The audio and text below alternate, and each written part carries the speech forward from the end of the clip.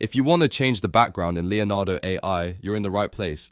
In this video, I'll walk you through the exact steps so you can update your image background quickly and create a cleaner, more polished result. This is super useful if you want to replace a plain background, add a new scene, or make your image look more professional without starting over from scratch. If this video helps, make sure to hit the like button and subscribe for more easy AI tutorials.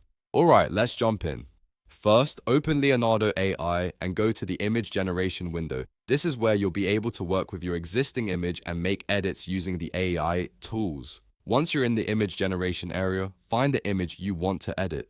If you've already uploaded it or created it before, look through your recent images or gallery until you locate the one you want to change. After you find the image, click on it to open it. This step is important because it loads your image into the editor, so Leonardo AI can use it as the base for your new background. Next, if you want, you can select another AI model. Depending on the style you're going for, different models may give you different results. Some models work better for realistic edits, while others can create more artistic or stylized backgrounds. If you're not sure which one to use, you can keep the default model and still get good results, but switching models can help if you want a more specific look. Now go down to the prompt box below. This is where you tell Leonardo AI exactly what changes you want in the background. Be as clear as possible.